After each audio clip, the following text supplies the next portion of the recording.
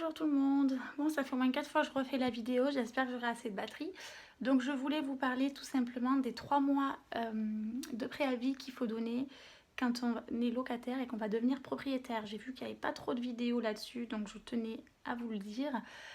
Déjà, sachez que vous allez avoir une offre de prêt et qu'il faudra attendre 11 jours pour la signer et la paraffer.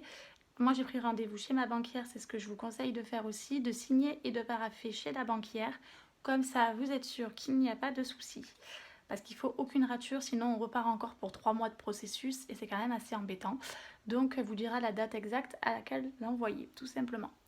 Donc après, je reviendrai aux 3 mois de préavis, mais avant ça, je vais quand même venir à l'acte authentique de vente. Faites attention d'avoir les fonds, surtout, avant d'aller signer l'acte authentique de vente.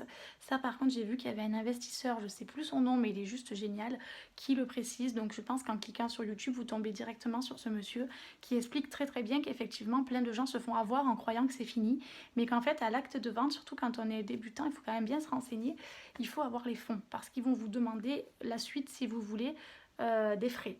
Donc sachez que normalement, il faut quand même que je confirme ça, mais j'ai envoyé un mail, donc je verrai, je vous le dirai. Normalement, c'est la banque qui donne l'argent, qui fait le virement en fait, directement. Si par contre c'est à vous de le faire, ben, comptez bien 2 jours en fait, entre le temps du virement, le temps de l'enregistrement du RIB si ce n'est pas fait. Enfin, comptez 2 jours dans tous les cas, c'est toujours bien. 2 jours d'avance que 2 jours de retard entre guillemets. Voilà, donc n'hésitez pas à demander quand vous avez aussi votre offre de prêt à dire j'ai reçu mon offre de prêt, je demande une date d'acte de vente, mais pas trop tôt. Marquez bien dans le mail, moi c'est ce que j'ai fait, qu'il faut quand même 11 jours et qu'il faut attendre aussi d'avoir les fonds parce que sinon on est très embêté.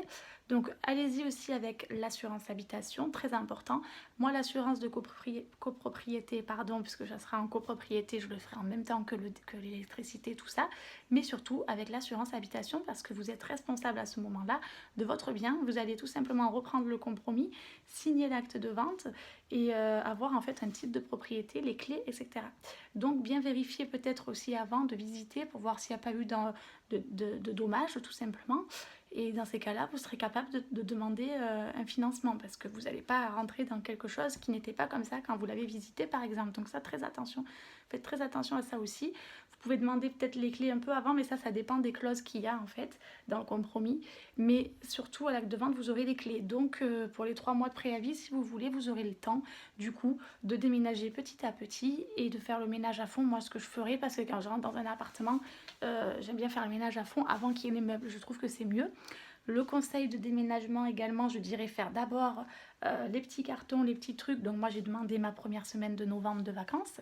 J'espère qu'elle sera acceptée. Et si ça se fait un peu avant, ben, tant pis, je le ferai le week-end ou le lundi de faire quelques cartons, etc. pour après avoir plus de facilité.